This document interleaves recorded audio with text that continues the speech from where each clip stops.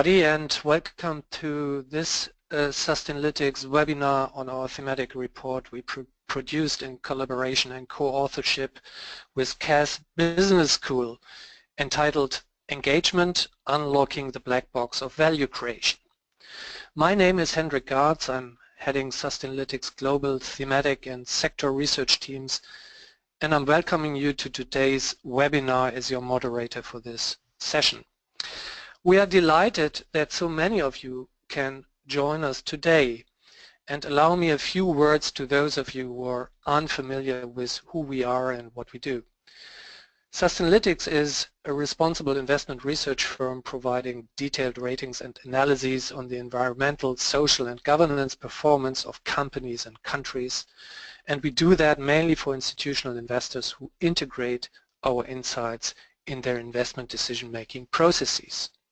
The research note we are talking about today is a part of the outcome of our partnership with Cass Business School in London and has been conducted under the umbrella of Sustainalytics academic program and published this summer. For those who are interested in our academic program, please go to the dedicated website we have established for that purpose. Let me now introduce our three panelists to you. First of all, please join me in welcoming Dr. Jean-Pascal Grand of Cass, who co-authored the report and will present the main findings of it to you today.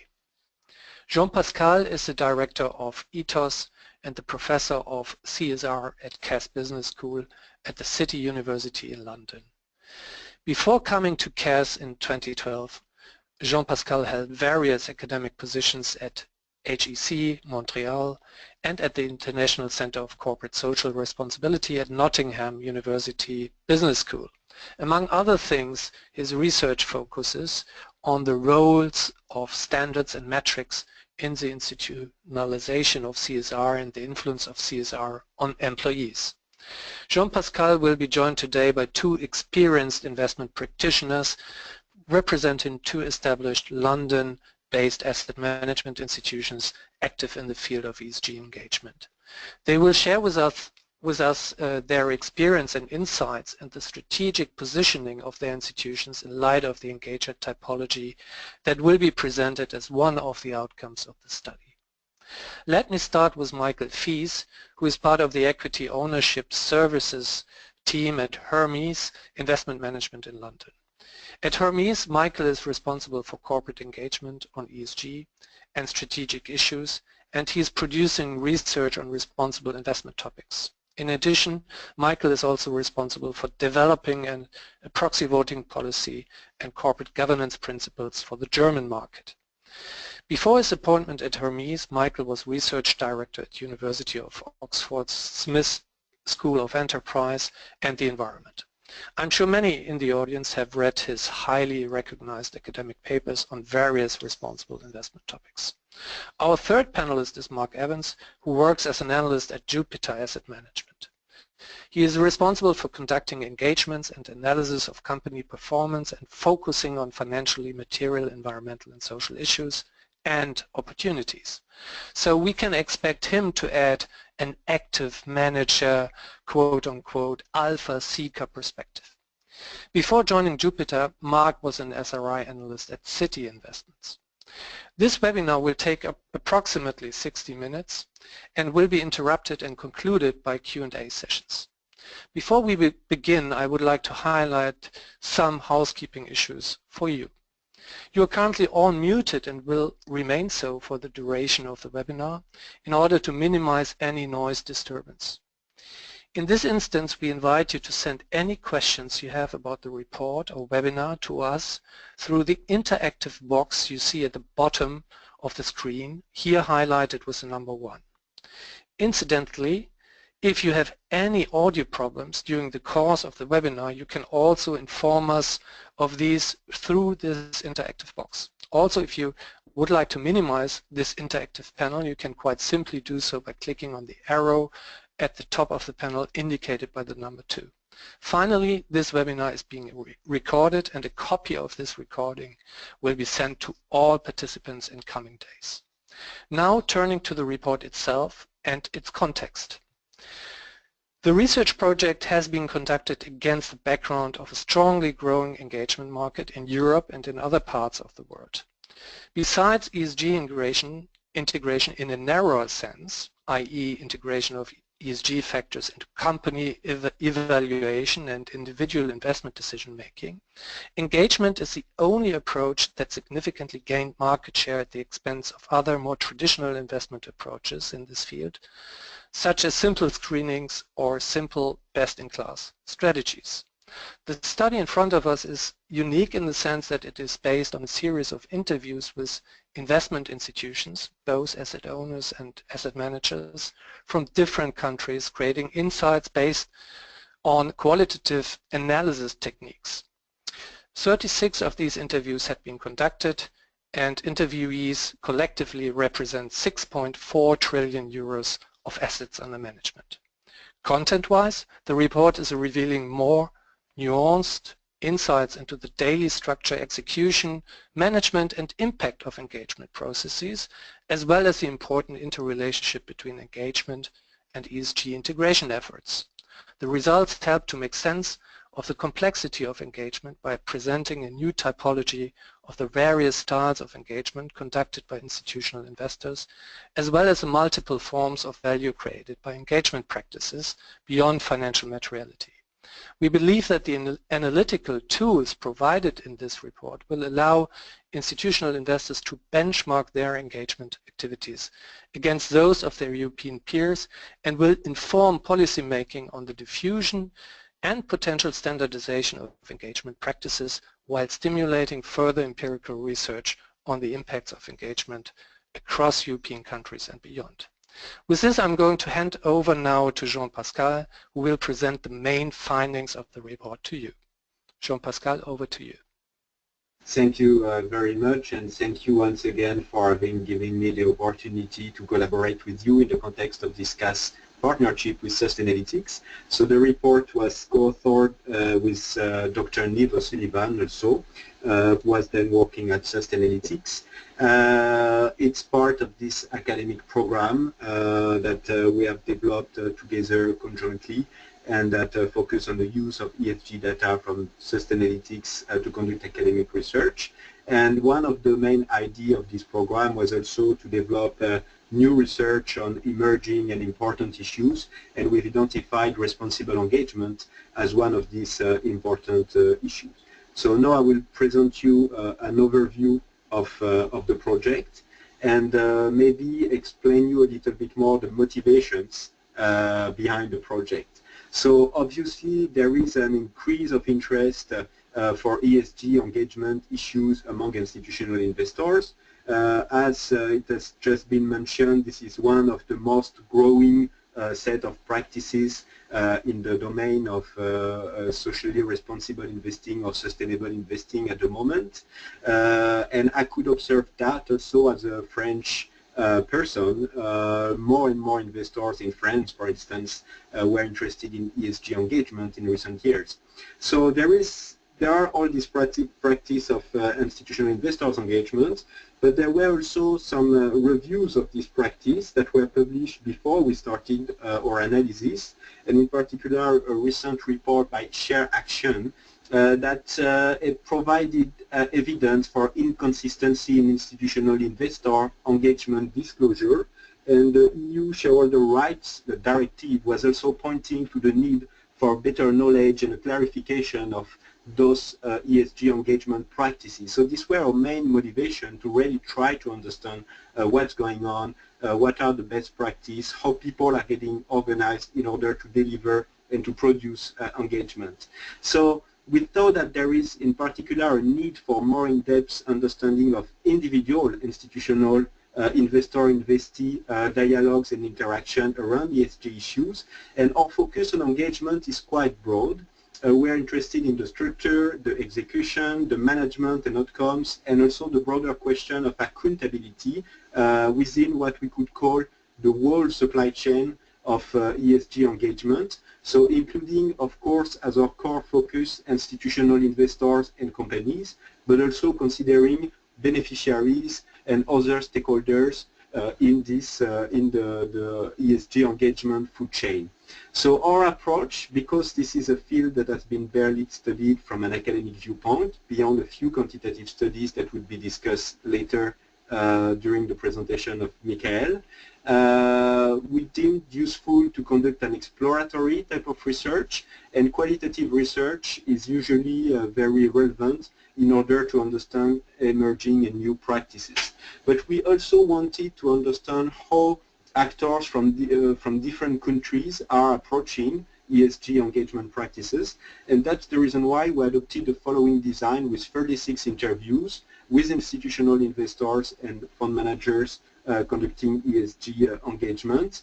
12 of our interviewees were based in France, 12 in the Netherlands, and 12 in the UK. We sampled those 3 countries because ESG engagement was kind of emerging since a few years in France. We know that there is a long track record of engagement in the UK, so we selected the UK because it's a more mature market. And the Netherlands was quite different from the UK, but still also relatively mature, so presented a kind of intermediary situation. So we thought that would be really interesting to understand the life cycle of engagement practices to interview people located in those 3 contexts.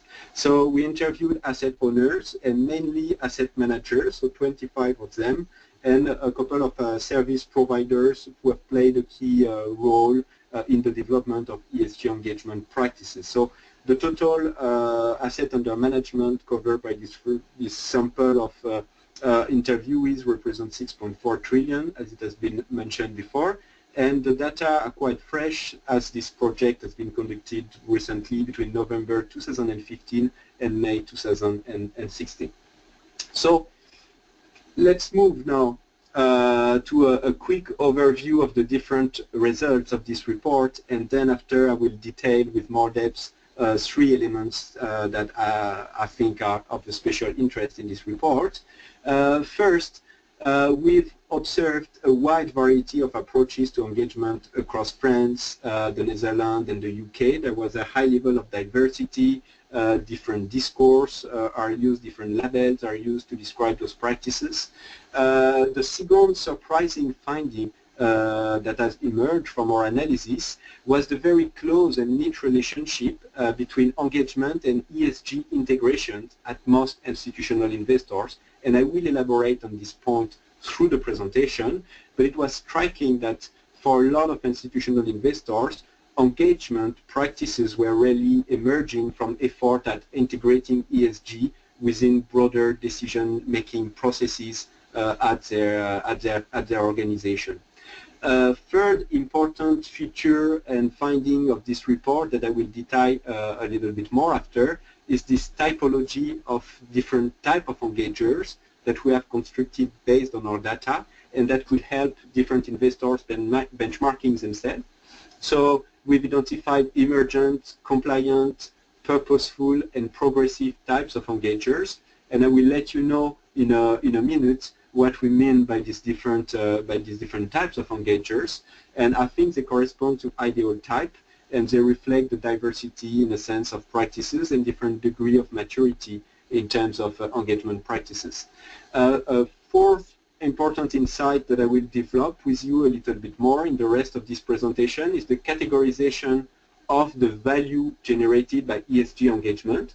Obviously, investors usually are after financial value and financial performance, and this was a motivation mentioned by many of the interviewees. However, we realized through the process of interview that there are much more values attached or obtained through the practice of engagement in the domain of stewardship, knowledge, collaborative, relational, signaling, environmental, and social domain. So I will detail these different mechanisms of value creation through engagement.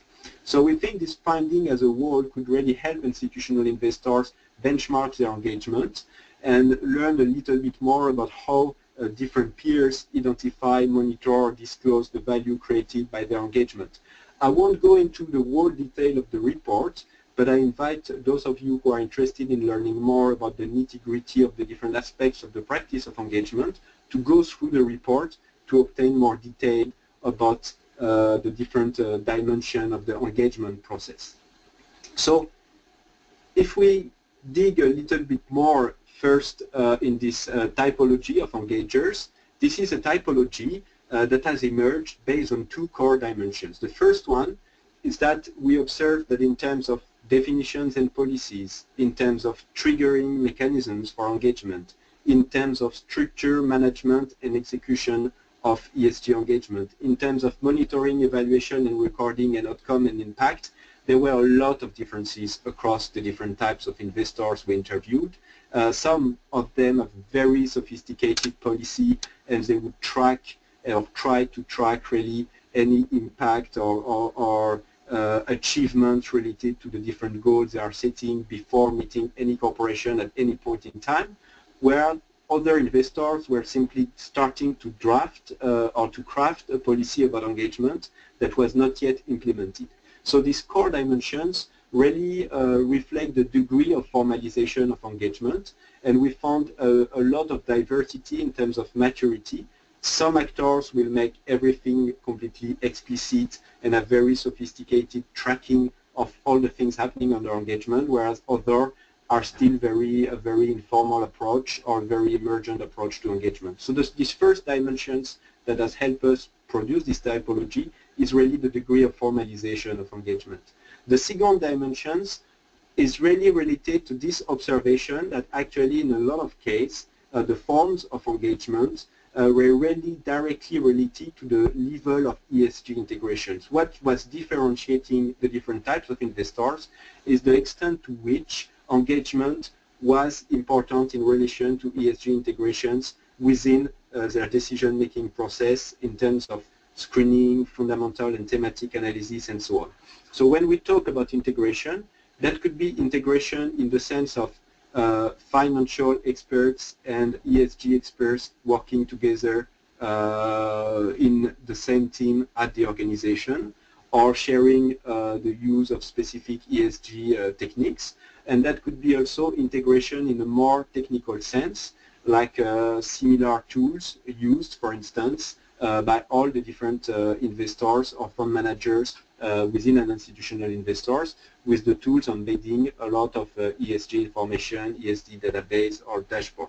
So building on these two dimensions, so the degree of maturity and the level of ESG integration, we could develop this typology of engagers based on really the level of interaction between the maturity of the engagement process and ESG integration.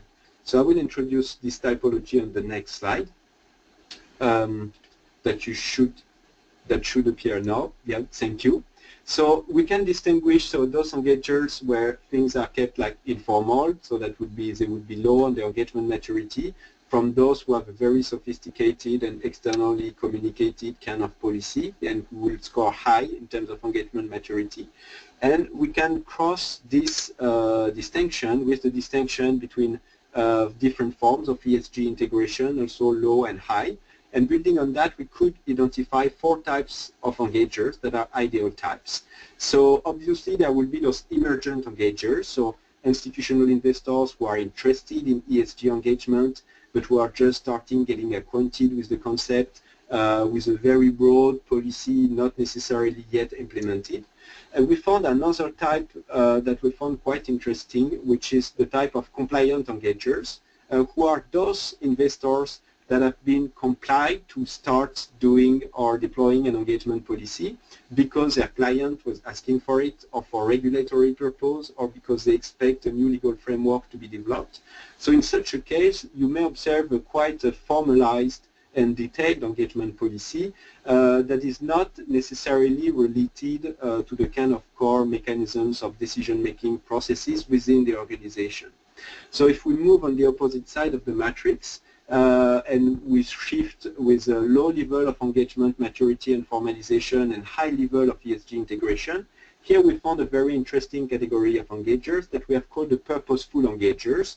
So those investors conducting engagement because it's very meaningful for them, and we found 2 forms of meaningfulness. It's like a kind of bottom-up type of process. So the first one were culturally driven purposeful engagers, who are doing it because they consider it's part of their DNA. So typically they would be ethical type of investors, or investors taking care of the money of religious organization, and who are doing engagement because they feel they have to do it without necessarily having a very sophisticated policy.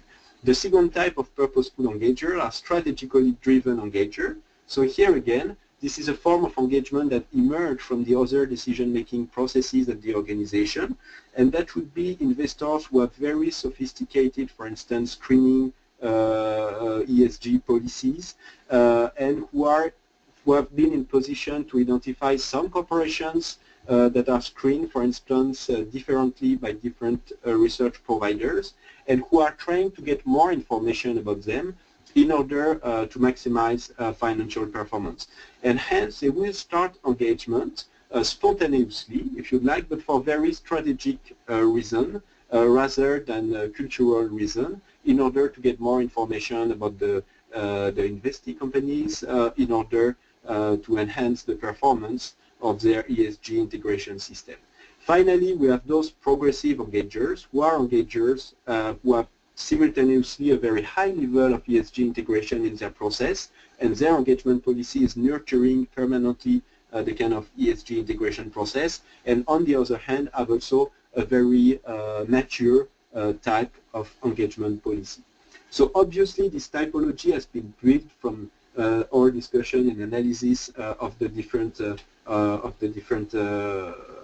investors. There are ideal types, meaning that one given investor can present features of different types of engagers. So this is important to keep that in mind.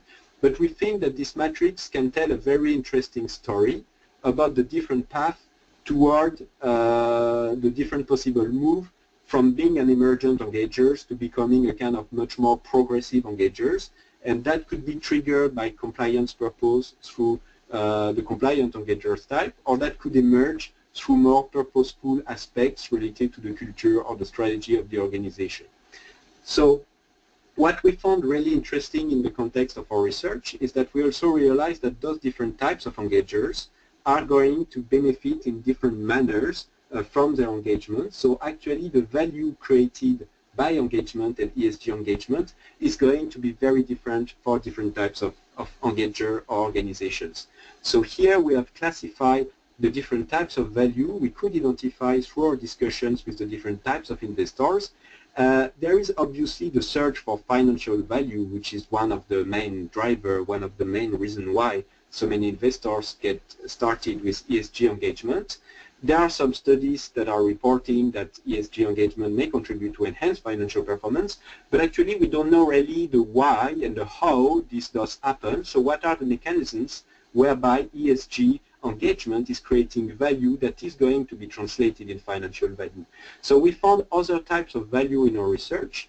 We found what we've called the stewardship value, which is basically the value of fulfilling your fiduciary duty and being more accountable. So this creates a kind of legitimacy for those investors in the eyes of their clients, beneficiaries, broader stakeholders that can consolidate their license to operate in different markets.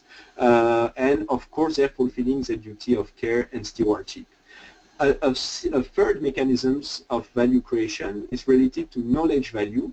Of course, through the process of engagement, investors develop a specific knowledge and expertise on the non-financial aspects of the corporations they invest in, and that knowledge can enhance the quality of their decision-making and create more possibility for ESG integration.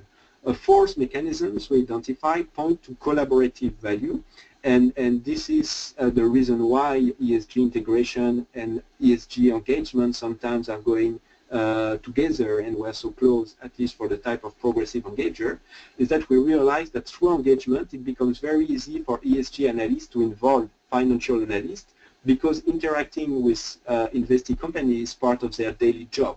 So they could be enrolled progressively in the kind of engagement process, and there were more collaboration and interaction because of the ESG engagement process. So another type of value created is the signaling value. So here it means that by raising concern about specific ESG issues, it is clear that investors are going to send to the market a signal about what is expected in terms of ESG practice, and will contribute to diffuse best practice across the different investees company. Finally, through ESG engagement, when it's conducted in a sophisticated manner, you can secure and develop more long-term relationship with investees companies that create a high level of trust, and that could help influence a company's ESG practice and performance. And ultimately, ESG engagement can also enhance the environmental and social value for the companies who have been targeted by different types of engagers. So here it's the kind of ultimate goal of ESG engagement, which is, after all, to transform the behavior of the corporation so that their environmental and social impact becomes higher. So what we found interesting is that these different types of values are not necessarily going to be obtained by all the different types of engagers, and the report provides much more detail about how and why different types of engager can capture different types of values. But I just want to stress 2 or 3 points. We found, for instance, that compliant engagers could benefit more from the stewardship value and from the signaling value than other type of engager. We also found that purposeful engager, for instance, especially the culturally driven, they seem to be the ones who will generate more environmental and social value. And finally, the strategically driven engager seems to be the one who are the most also able to generate knowledge through the process of ESG engagement, knowing that the ideal type of progressive engager scored high on all these different dimensions of value creation through engagement.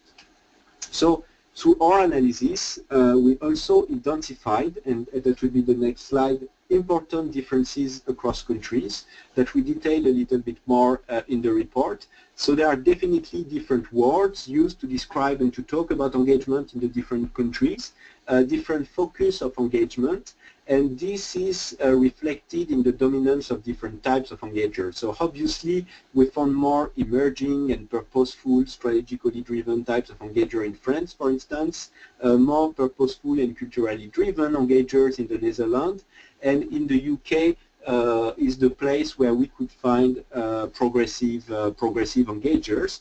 And obviously, depending on the type of context, the focus of the value creation is going to be different across the different countries. So, out of this analysis, we could derive a set of few key recommendations that led also to suggestion of future research about engagement. So the first one is about the need for greater consistency in the scope, content, and quality of disclosure about engagement. We found a lot of differences across the countries and within countries across different types of engagers. We also think that much more attention needs to be paid to the important influence beneficiaries. So it seems that in this value chain of engagement, beneficiaries are only emerging as an important stakeholder, and we felt, based on the insight of this research, that they may become a much more important stakeholder in the future. And finally, we also found that if financial materiality is really present in the discourse and in the discussion, the environmental and social materiality of engagement appears to have been a little bit neglected. So there are definitely future research that needs to be conducted in order to move forward on ESG engagement practice as institutional investors. And one of it consists in looking not only at individual engagement as we did, but also at collective engagement. And we think another interesting approach would consist in trying to evaluate quantitatively this typology across a much more diverse set of national contexts by surveying a higher number of investors in a higher number of cultural contexts. So this is it for my presentation. Thanks, many thanks, Jean-Pascal. Before I will hand over to Michael, who will share Hermes' approach to engagement and his investment practitioner perspectives with us, I would like to ask you one question. So, and you mentioned it actually already in your outlook with regard to future research. So what do you think about the external validity of the results you have generated? Obviously, we're looking at a portfolio of European countries and investors, and obviously we have lots of people listening to us coming from other regions in the world. So would you think that the results you have arrived at, that they can also be applied to some extent to other parts of the world? So what are the insights that can be gained for other regions? Yeah. Thank you for this question. I think that definitely this is a very clear sample of organization we pick, but we think in a sense that we have covered more advanced organization and least advanced organization through our sample of countries. So we think that the kind of diversity we highlighted in terms of engagement practice may probably be found in other contexts. So in this sense, we feel that the typology we infer from the analysis could be useful for institutional investors in many different contexts and countries, so it could be transposed.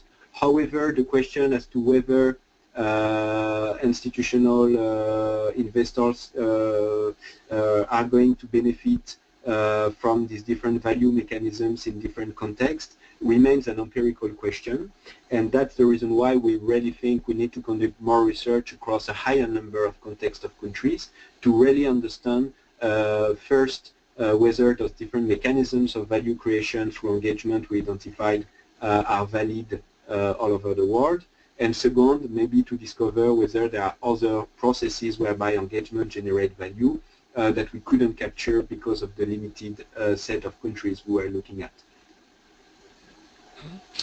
Thanks again, Jean-Pascal, and we are now moving to the second part of the webinar, the views of our two investment professionals. So, Michael, over to you.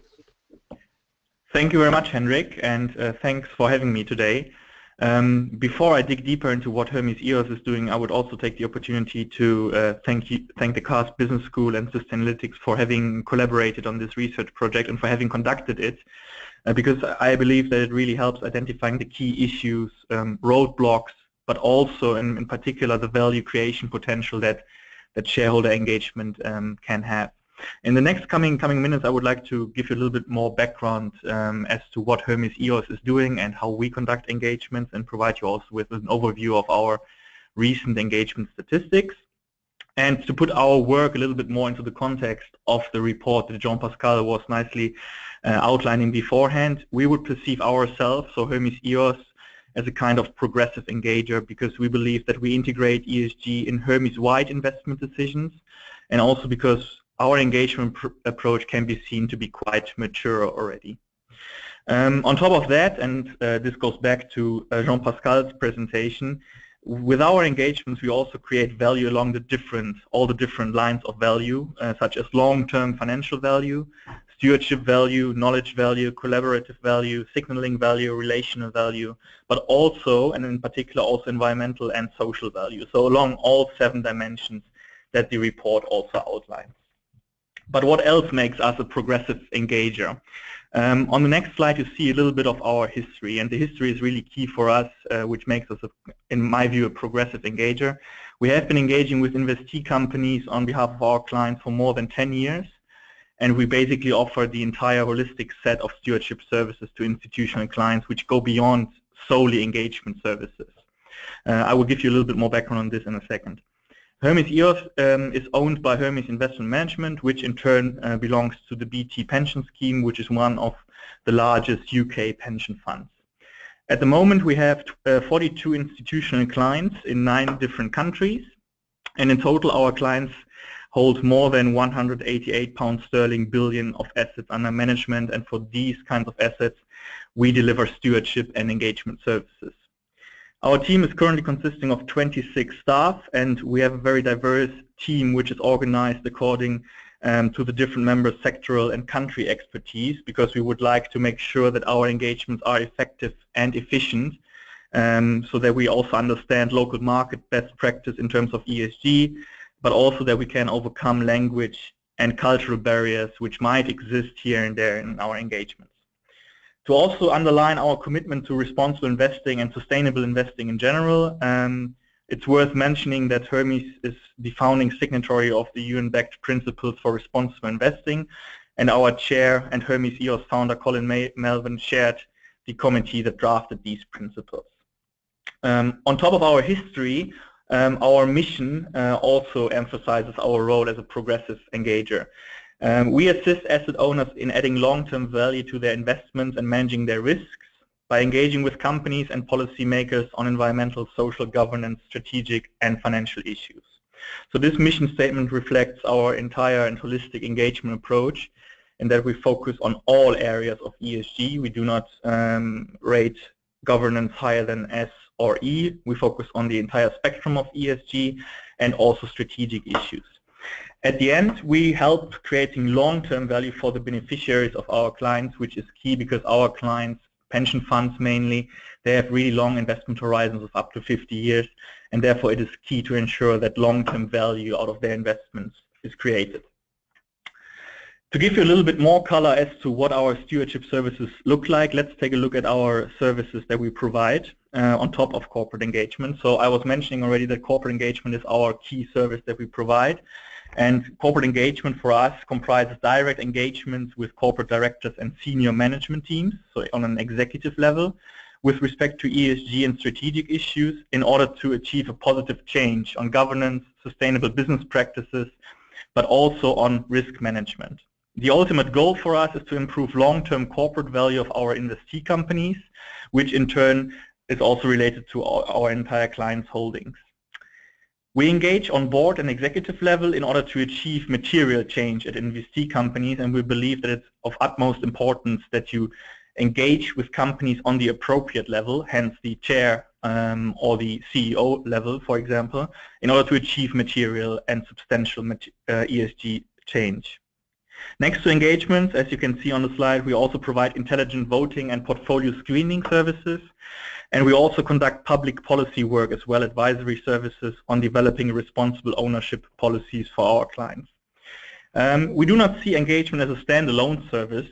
We also think that effective engagement practices, effective shareholder engagement goes hand in hand with, for example, intelligent proxy voting and portfolio screening approaches. Also, our public policy work feeds directly into our engagements, and we thereby advocate best practice corporate ESG practices. What does our engagement in detail look like? On slide 4, you can see some statistics on our engagement work in 2015.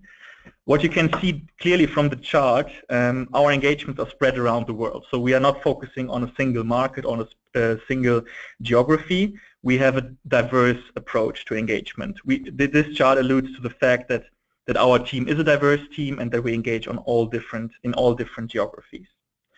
A fourth of our engagement objectives that we have been setting in 2015 have been set for companies in North America, followed by the UK, emerging markets, and Europe. In 2015, we had overall 1,150 engagement objectives set. Not only engagement objectives, but also issues on ESG with companies from various markets, which in total make up for 466 companies. Of those engagements, we achieved progress on 44% of our objectives, which is a quite high success rate. When it comes to the thematic split of our engagements, you can see that 45% of our objectives are related to corporate governance issues, so the board structure, executive remuneration, board independence, etc. 20% to social issues such as human rights and labor standards. 15% were related to environmental issues such as greenhouse gas emissions and climate change. And 15% were related to strategy and risk issues. As Jean-Pascal was also outlining in the report, it's also important to measure the impact of engagement and to measure the impact of our work.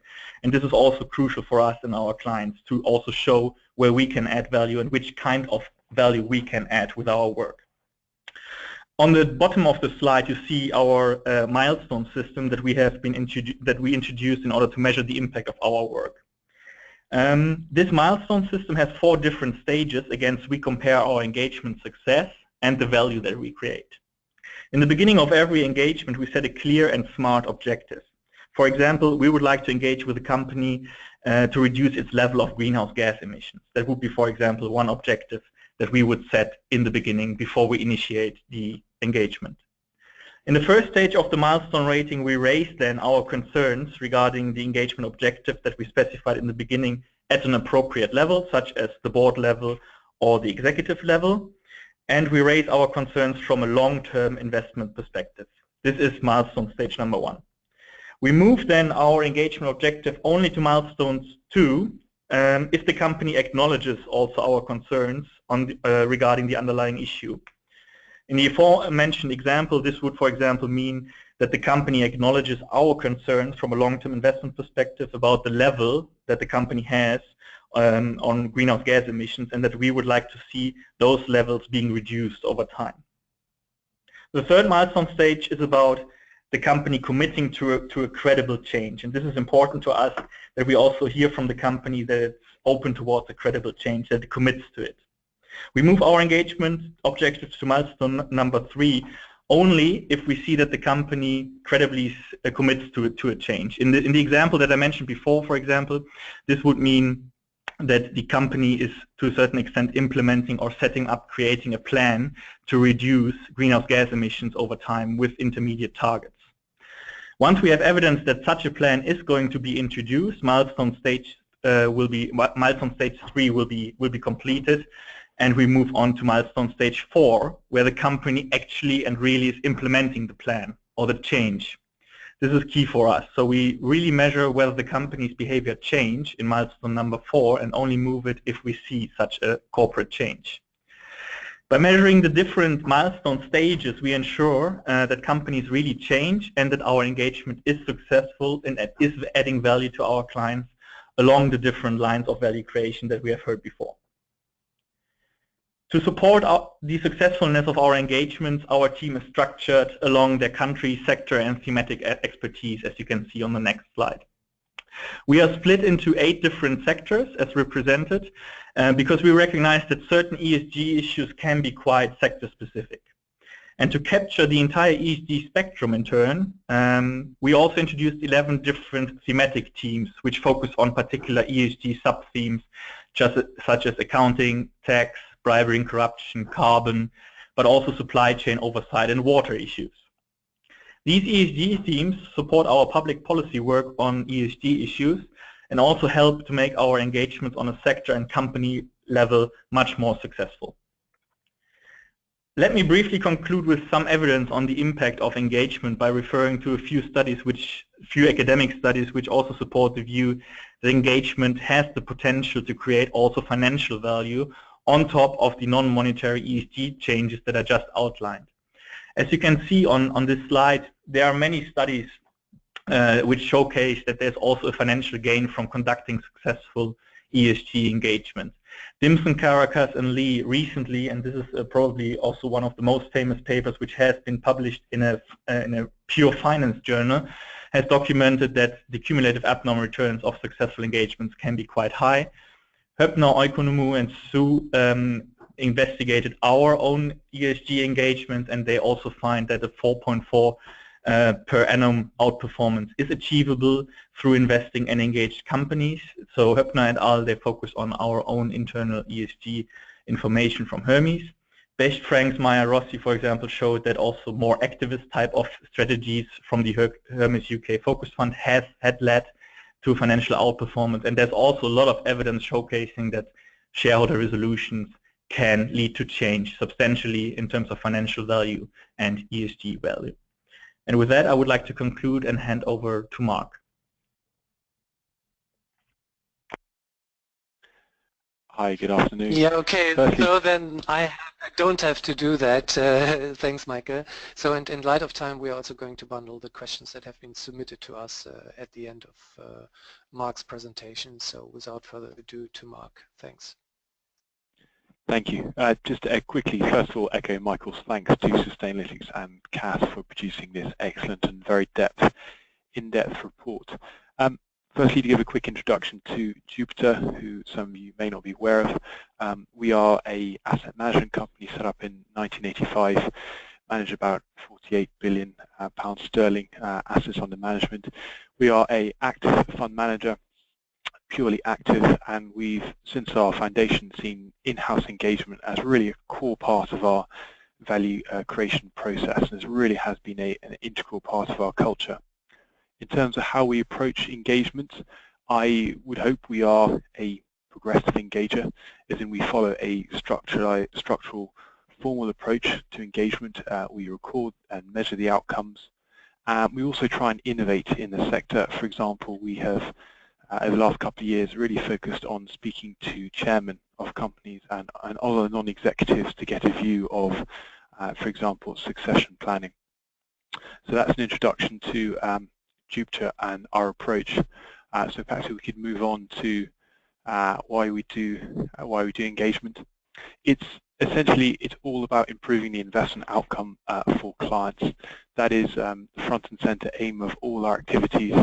It's why we engage on issues, and it's all about trying to gain an investment insight which will help the investment outcome for our clients. To that end, we really only focus on financially material issues. One of the perennial things about not just active passive management is the amount of distraction and information these days. So a lot of our work is focused on identifying those financially material issues and then doing a lot of work on those. So moving on quickly to how we do engagement at Jupiter. Our approach, again, based on our experiences, both positive and negative over the years, has led us to adopt a model whereby fund managers of portfolios, they take the lead on engagement. So he or she will work in partnership with our in-house corporate governance research and sustainability teams. We find we have moved away from what we used to have, which is a separate corporate governance and SRI team on a separate floor, and conducting a separate stream of corporate governance or SRI meetings. But we realized that we weren't getting the maximum benefit from our engagement by having those separate engagements. You lose the impact, you lose the flow of information, and you lose all the subtlety of messages. So that has been a sort of core progress that we've made over the past 10 years or so. So to move on, some examples of engagement on how actually we do it and how we try and meet that value creation aim. Again, how we actually approach it. When we are going to engage a company, we have a sector template and we conduct research to identify what are the financially material issues for that company. What are we basically going to focus on for the engagement. In terms of what we use in that process, we use our Sustainalytics. Of course, we find very useful both the ESG part and the controversy part of their company reports. We use RSS on the voting side, and we use past meeting notes. I would say the recording of past engagements is very, very important. I was in a meeting last week where one of the fund managers was going through his notes saying, I last met you in 2001. A lot has changed since then, so I'd like to talk about what has gone right and what has gone wrong. Then what do? Well, we try and look through. There's an awful lot of environmental and social disclosure these days, but we try and look through that for things that really matter. As part of that, we try and gauge management strategy and quality to deal with these issues. Some examples of what that actually means in practice, how we actually apply that. One car company, one auto OEM that we own. Again, there's a lot of reporting on ESG issues, but we really see the central thing that matters to the long-term investment case is how is that company meeting fuel economy and air quality emissions regulations around the world. What's that mean for the amount of money it's going to have to spend in research and development and CapEx over the next few years. Everything else it really is second to that. That is the core thing that matters for that company. Another example, an example of engagement was an oil company, which is a very large integrated oil company, which does have a legacy wind business and sort of plays quite a lot of large, or talks about that a lot in their work. But that's not the core issue for us. The thing that we focused our engagement on was the safety record, how that's been improved, and how they are managing the requirement to cut costs in this time of great stress in the industry, yet still maintain safety standards. Final example from the extractives industry, again a company that has a very poor environmental record. Having said that, the thing we are focusing on is how are they actually improving it from a very, very low base. How much money are they going to have to spend, be forced by the local and the national government, and how much are they, over and above that, are they choosing to spend? So we really only focus on the things that will have a material financial impact. And finally, just a few reflections on engagement success. Moving to the final slide. Despite this, there's been a significant trend, certainly laudable to measuring outcomes, engagement outcomes, and we certainly record all our engagement outcomes, but we have to admit in our experience it does not necessarily, all engagement does not necessarily lead to a change in company behavior. In fact, in reflection, we think probably the minority of our engagements actually lead to that. But whether that's the case or not, you always learn something about a company and crucially the quality of management during the engagement process. Where is our advantage as a company? We believe it's our ability to judge the quality of management, because ultimately it is the management decisions which will determine whether a company is a good long-term investment or not. So mindful of the time, those are a few reflections of our experiences as an active fund manager and as a company where engagement has been a core part of our approach since our creation. Yeah, many thanks, Mark, and many thanks for opening the black box of engagement a little bit for us and sharing their views about engagement, how engagement can create and add value for investors and beyond. While my colleagues were presenting, we received a lot of questions from participants covering a broad range of issues and perspectives. We have another couple of minutes, so let me, without further delay, start with asking the first question. So I'm trying to summarize a little bit and to also to focus the discussion. So many of the questions were looking at the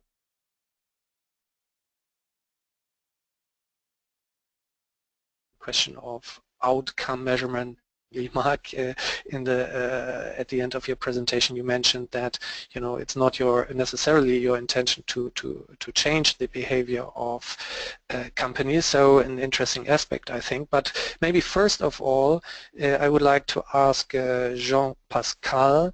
Obviously, after the 36 interviews you conducted, it would be interesting to hear from you what your impression is regarding the quality of metrics and the effectiveness of measurement of success, in particular in light of the types of values you have defined. So what is your impression? Where do institutions stand with regard to that? Are there differences across the different types of values? So maybe you can respond a little bit to that. Yeah, thank you. We identified a lot of difference in terms of the degree of formalization and the level of measurement and the type of metrics. Obviously, the type of metrics that has been presented by Michael and mentioned also by Mark, which are this kind of milestones approach, is definitely one way to measure the progress of engagement. What we found during our interview is that people were a little bit skeptical as to whether we can actually assess directly the financial performance of engagement, because they think that it's quite difficult to attribute a change in corporate behavior to your engagement as opposed to the engagement of other stakeholders or decision of the organization to transform its behavior. So that's the first thing. So you can track your own progress and whether you have kind of fulfilled your objectives, and we think that Hermes and some other investors have been very far in this direction, which is very, very interesting and which is a precondition to look at the impact. However, we are not here at the level where we can directly, I guess, relate all these metrics to kind of financial gain. But what we found is that maybe those metrics explain, and that could be interesting to try to measure whether you capture those other type of value we were mentioning. So for instance, do you evaluate what you've learned through the engagement process, or whether you had better collaboration between ESG and financial specialists. So we think this different way of looking at value could broaden also the type of measurements that are used. And ultimately, that would be really interesting to track not only whether those metrics record change in corporate behavior, but also whether they record the appropriate change in terms of corporate behavior, in terms of social and environmental impact. And I think we're not yet there in the field of CSR in general and responsible investing, but do these metrics are really related to the creation of environmental and social value, to the reduction of negative externalities by corporation. I hope that the field will move in this direction in the future. Thanks, Jean-Pascal. So I would like to ask Mark. I mean, you have stressed that Jupiter is an active fund manager. You have stressed the financial materiality perspective, and you were also talking about, you know, how engagement can help you to form opinions about companies and hence make better investment decisions.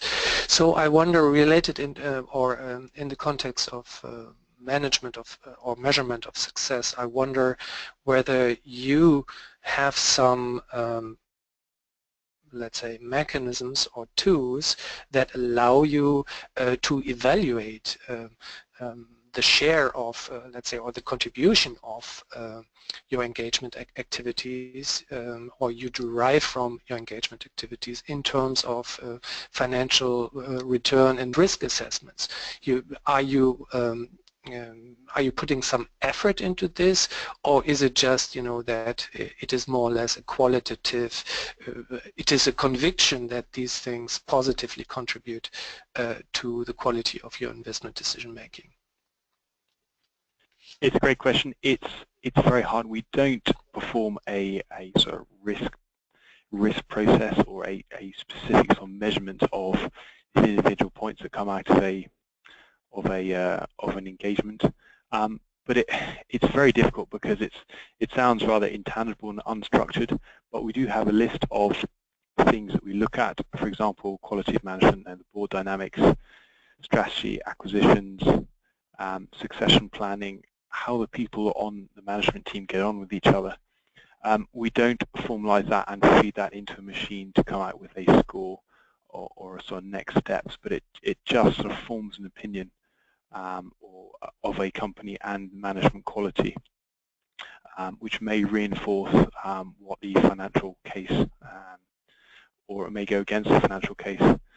So no, effectively, we don't have a structured mechanical way of looking at those different aspects, but it does form quite, just from our experience, you do form quite a strong opinion after a management meeting of how that went and how they focused on the key issues.